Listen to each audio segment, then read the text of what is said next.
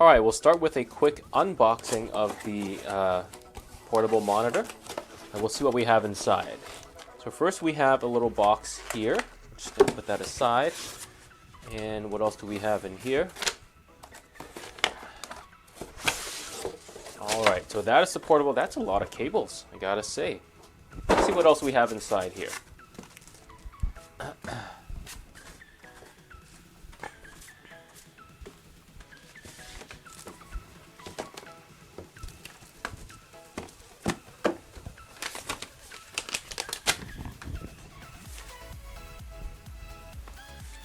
Alright, so starting with this is a user manual for this portable monitor. I'm excited to try it out because it is a touchscreen.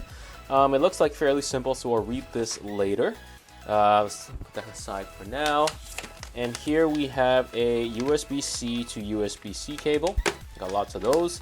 Here we have another USB-C to USB-C cable. And then finally we have a USB-C to micro HD? No, USB-C to USB cable here. And let's see what we have here. I don't know what this is. Oh, it's a power brick for a charger. Interesting. So it looks like they don't... Do they provide a HDMI cable? I don't think this is HDMI because I thought they would, but I guess not. Yeah, so that's a USB-C to a USB-A cable. Put that aside, and we're looking at this charger here. Let's look at the specs.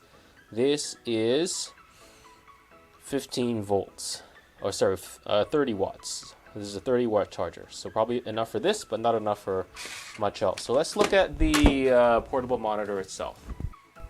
All right, taking out the packaging here, and oh, all right. So that's the monitor. I think that's a screen protector. I don't know if it's applied badly or applied well. Can't really tell. Am I supposed to take this off? I don't know. Let's see. Let's look at the back first. So with the back, it looks like this thing's so you can swivel it. See that? So it can become a vertical monitor if you so please. And I'm just going to move this a little bit closer to you so you can see. So on this side, you have an HDMI port, a headphone jack, and then you have your little rocker here as well as the power button. And then on this side, you have a PD port, a Type-C port, as well as the USB-A port. So after much contemplation, I realized you are supposed to take this off, so we'll do that. There we go. Oh, sticky. There we go. Alright, so I'll show you a little bit of how this kickstand works, but as you can see, you can kind of rotate the kickstand all the way up to 90 degrees. You can also do this and rotate it 90 degrees on the other axis to make this into a vertical screen. Now, if you want to do it to a vertical screen, you need to extend this part. So you actually hit this button over here and you pull. There you go. Now it's ready to become a vertical screen. And then when you're done, you push this button back and you pull it back here. And this stand feels fairly stable, I'll say. It shouldn't be wobbling too much around when you're on the table. So let's connect it to my laptop over here and let's look in the menu. Alright, so I've connected the display to my laptop and I did find the HDMI cable that was in the package, so that's all good. So I'm going to open the menu just so you can see what it is. So this is me pressing the power button over here. So as you can see, when I press the power button, you are able to switch between 3 types of inputs, and this is automatic. So when you plug it into the USB-C port versus the HDMI port, it will do it automatically. You can also select it manually yourself as well. Now this is the menu. So the first thing you can see here is the picture, and you can turn up the brightness like this, down to the slowest brightness, and then this is going to be the highest brightness. So as you can see, like that. And then we have the contrast. You can turn that all the way down if you want, or you can go all the way up. So I'm just going to leave it at 50 and go back. And you can choose the colors as well. You can choose a color temperature at 5500, 6500, 9300, or user. So I'm going to leave it at 6500, and I'm going to actually turn HDR on. There we go. Like this. And finally, for size and power, there's a couple of things you can do. There's the aspect ratio you can play around with. There's low power mode, which should be useful for laptops. The lighting effect, which is actually going to be this part right here. See how it's red? That's the accent color that you can change. So I'm just going to put this back down like so. And move back here. And finally, in here, there's a setup. There's a couple things you can do. You can do English, Chinese, and what else? That's it. Just English and Chinese. I'm going to leave it at English. Signal source is what I just showed you before.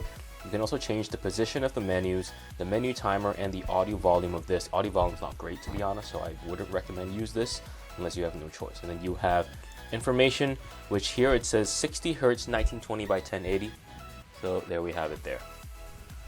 Alright, so as you can see, you can actually control the entire computer from the touchscreen, and I gotta say the touchscreen is very responsive, so I'm actually very happy with that. So you can do a lot of things with it. As you can see, a lot of these are all controllable through the touchscreen, and then of course the delay is very slight, because I think there is a millisecond delay compared to if you're using a phone that you can feel if you're a, let's say, a tech-savvy user, but otherwise it's perfectly fine for most things. So for example, if I'm going to play this, I'm just going to mute it because I don't want to get copyright striked. But as you can see, this is 1080p screen. It looks very good, and you can control a lot of things with it, so no problem there. Yep, so as you can see, very good. There are a couple of things that, because it is a touchscreen for Windows, there are some things that might not work in terms of application to application. However, that being said, most things do work. For example, if you want to do pinch to zoom, I'm just going to pause this video. Let's say you want to do pinch to zoom like this, or you want to pinch out, back out, in, out. Those all work. Double tap, that works. And then long press as well, that all works as well. So most things work, so I'm quite pleased with it here. So I'm just going to showcase the color and the quality of the color for you on this screen. I'm going to turn the resolution up to 4K, and I'll just let this play. You'll be able to see that right now HDR is on, and the 1080p screen is very good. I'm very pleased with it. The colors are nice and vivid. You can see how everything pops. Everything does look very good. It's very clear. Colors are vivid. The HDR, I will say it's probably not true HDR, but it's like decent. So it does make your screen pop a little bit more.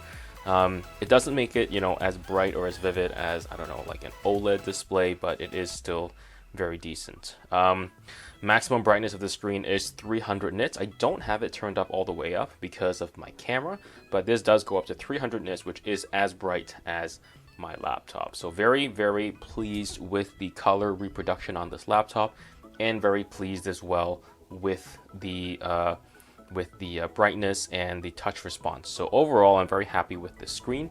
Let's show you me playing some games on this, and then we'll move on from there. Alright, so this is me playing a little bit of Hearthstone on the tablet, and as you can see, touchscreen works very well, and I was trying to explain to you how the touch doesn't work quite as expected sometimes, but this is application to application and not because of the hardware in any way.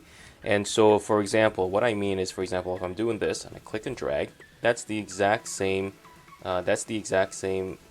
thing as when you're playing on a tablet or a phone. However, because this is a Windows, computer, you can actually play it this way as well. So once it's my turn, I'm just going to quickly show you.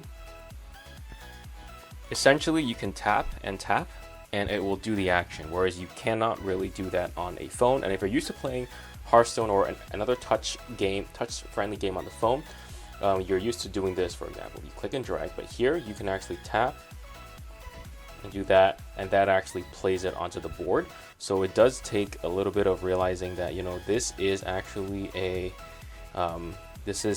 Windows computer, so some of your touch is going to be a little bit different, but otherwise you can see that the touch works very well, very responsive. I'll say that if you're playing an FPS, probably not so good to use the touch because of that slight latency that you're gonna get versus a mouse and a keyboard. But if you're playing anything else, the touch is going to work very well. So I'm just going to play a little bit more and showcase a little bit of the touch. For example, a touch, instead of touching and dragging, I'm just going to do a touch, play. Oh, oops. There we go. See, sometimes it doesn't work as expected. Now there we go. Touch play. Touch play. No, there I had to drag it.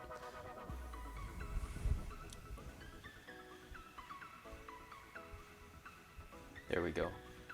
But otherwise, very satisfied with the screen. So I'm just going to show you the last function, which is looking at it in a vertical orientation, and that will be the end of. Alright, so this is the last thing that I'm going to show you, and this is the portrait mode functionality of the portable screen. As you can see on here, I have a spreadsheet open. This was a spreadsheet I created for myself just to calculate if it's worth it to buy an electric car. As you can see, I can see a lot of the spreadsheet here because of the portrait mode, so it's very useful. And as you can see, pinch to zoom does work fairly well as well. It's a little bit laggier than, let's say, like a touch built app, whereas this one is a little bit less, but otherwise it still works fairly well. And then, for example, on here I can have a screen open to look at prices of Teslas, for example, so I can input information here. But very much love it. I like the screen. I like that you can do it portrait mode as well. It will actually save some space because if your desk is small, you can put a portrait mode and it'll take up a little bit less space. So that's actually very, very nice. But yeah, so I'm just going to show you what it has here. So this is the 15.6-inch vertical touchscreen tablet, the exact one that I'm showing you on right now. It's $250 right now on the UPerfect website. So if you do want to check it out, click on the link below and you'll be able to take a look. $250. There are actually cheaper portable monitors from UPerfect that don't have a touchscreen, that don't have this fancy kickstand that it has over here, that are going to be cheaper. For example, there's another one that I reviewed, a Xbox E4, that was only about $189, I think. So you do pay about a $60 premium for this fancy kickstand as well as a touchscreen as well. But again, that's all up to you whether or not you want to get it. So let me know what you think in the comments down below. Thanks for watching, and I'll see you guys in the next one.